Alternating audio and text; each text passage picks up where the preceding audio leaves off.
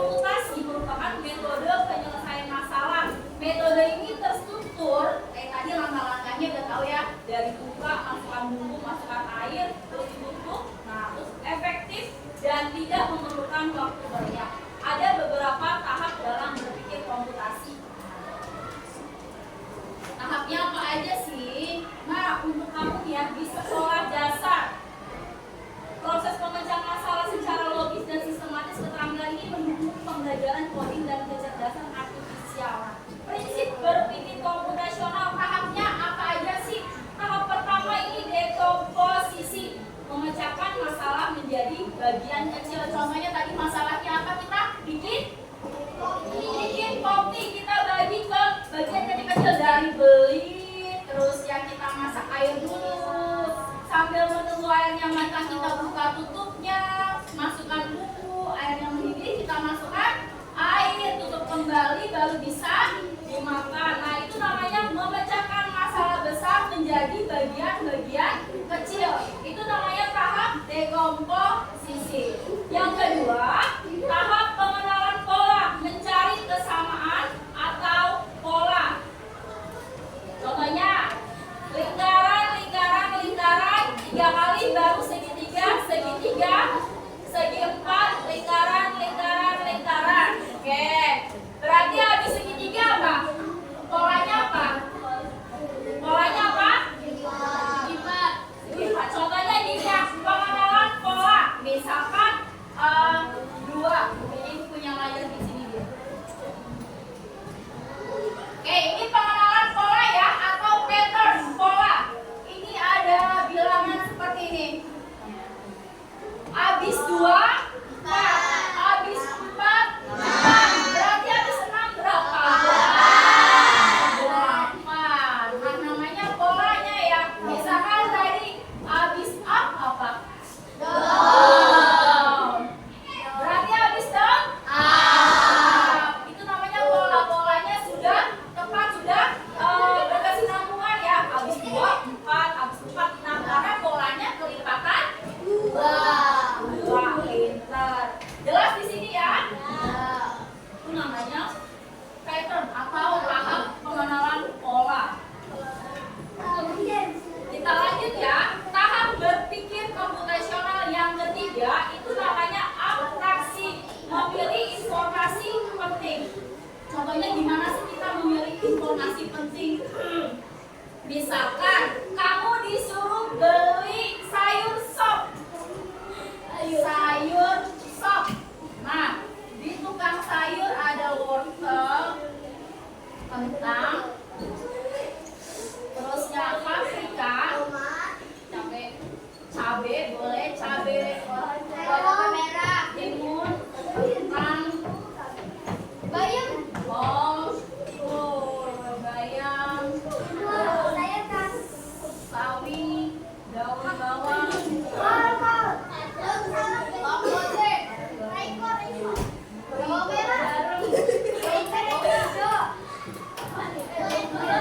Oke, kita belajar dekomposisi. Jadi apa tadi dekomposisi? Memfilter ya. Kita hanya fokus pada yang penting aja. Yang penting, mama kamu bilang beli sayur sop di tukang sayur adanya ini nih.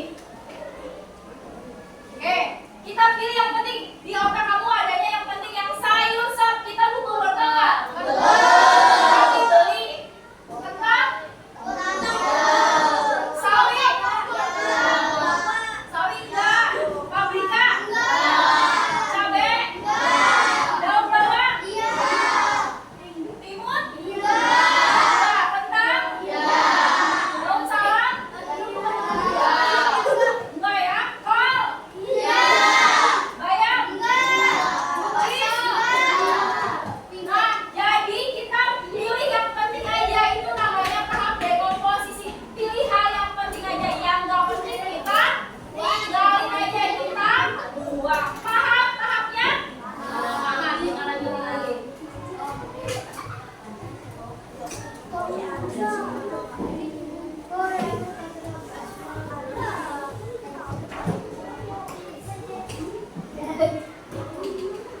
Oke, yang terakhir berpikir algoritmik.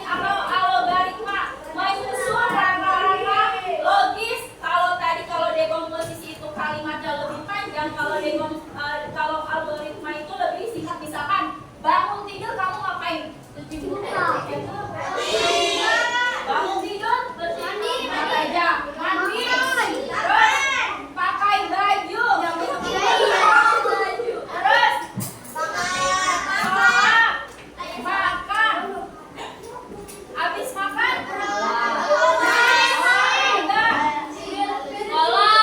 Sekolah, misalkan kayak gitu. Kalau dari saya itu langkah-langkah menyusun langkah-langkah secara tepat, secara rinci, secara detail, lebih ringkas. Itu perbedaannya dengan dekomposisi.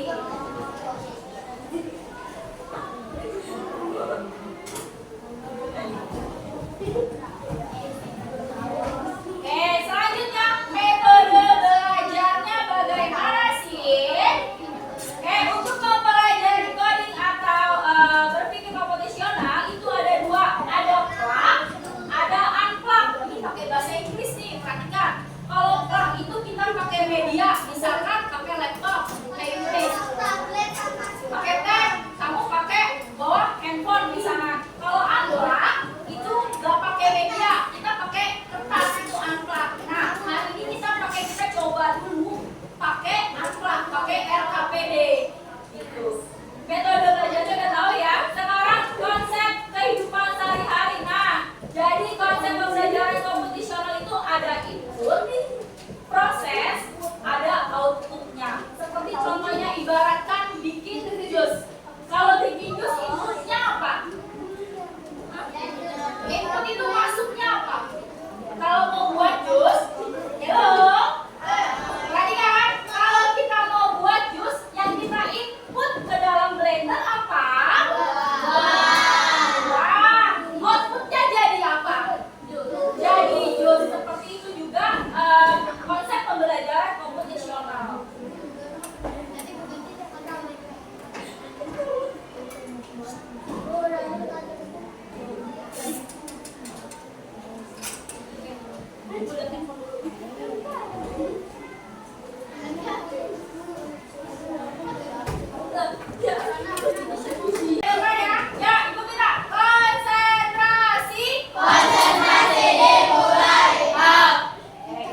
Contoh permasalahan menggunakan teknik berpikir komputasional. Tadi udah Ibu jelaskan. Sekarang contoh permasalahan yang ada di kehidupan sehari-hari. Bagaimana cara menyelesaikannya dengan berpikir komputasional. Contohnya, kalau pakai dekomposisi bagian-bagian kecil untuk pemecahan masalah dengan menyiapkan contohnya beras, air, tempat nasi hingga memasak nasi atau rice cooker.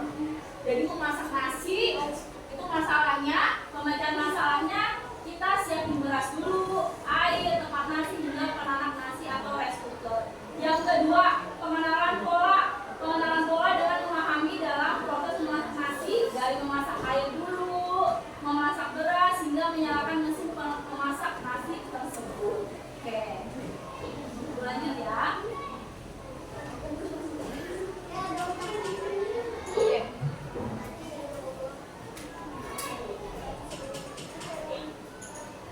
Nah, agar kalian lebih memahami lagi, nanti poin-poin pentingnya boleh kalian catat di buku catatan. Nanti putaran video biar kalian ada gambaran visual apa sih berpikir komputasional itu.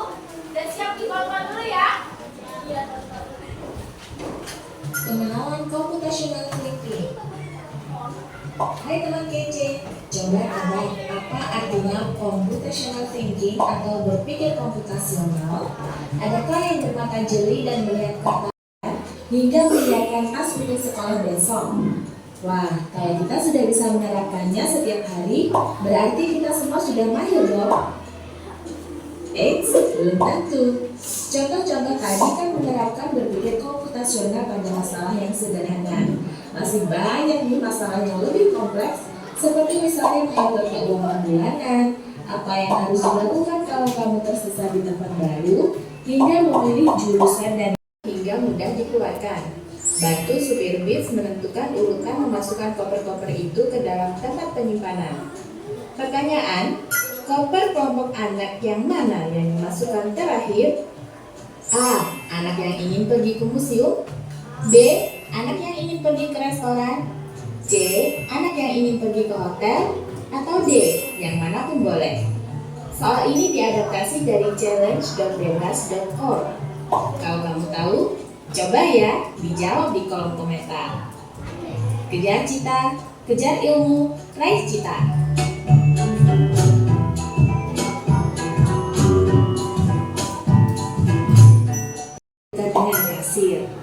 Nah, itu dia 4 landasan berpikir komputasional yang perlu diterapkan untuk memecahkan masalah yang kompleks. Lalu berikutnya, apakah ada cara untuk mengasah kemampuan berpikir komputasional? Tentu ada. Selain bisa coba kamu terapkan ke masalah sehari-harimu, kamu bisa juga latihan soal untuk mengasahnya. Misalnya, gurumu akan memberikan soal-soal computational thinking di mata pelajaran matematika, bahasa Indonesia, dan IPAS dalam kurikulum mereka. Selain itu, kamu bisa ikut tantangan Bebras Indonesia juga. Yuk coba simak satu contoh soal computational thinking. Dalam bis studi wisata, ada 3 kelompok anak yang akan diantarkan ke 3 tujuan berbeda. Bis berhenti pertama di restoran, lalu hotel, dan terakhir di bahkan 5. Di sini kamu perlu kecakapan untuk memanfaatkan dunia digital, mulai dari mencari dan memilah informasi yang kamu perlukan.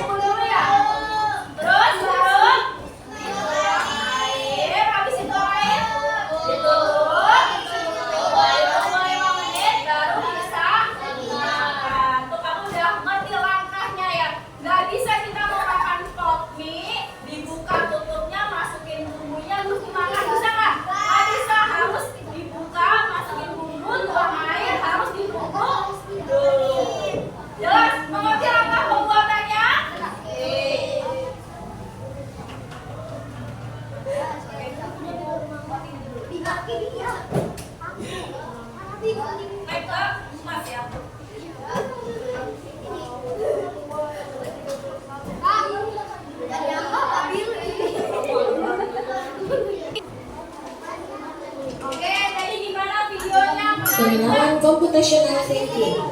Menarik nggak tadi videonya? Jadi katanya yang tadi kamu hasil dari menonton ya. Nah, kan sudah ibu bagikan kelompok kan kemarinnya. Sekarang nanti ibu akan bagikan KKPD satu kelompok satu. Ini untuk nilai kelompok ya. Nanti ada sendiri buat evaluasi. Disiapkan alatnya apa? Gunting, lem, sudah bawa.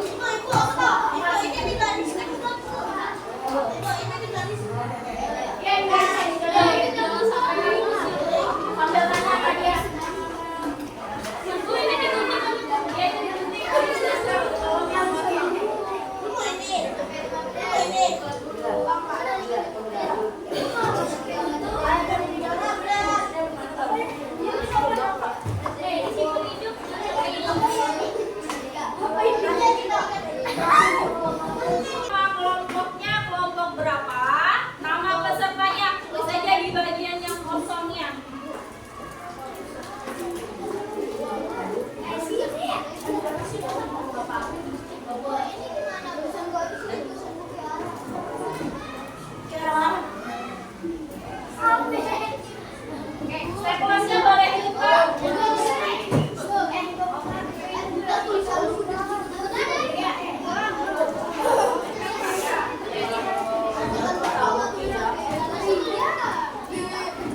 Ya, spekulasinya boleh dibuka. Mudah-mudahan kalian nanti ada buktinya. Oke.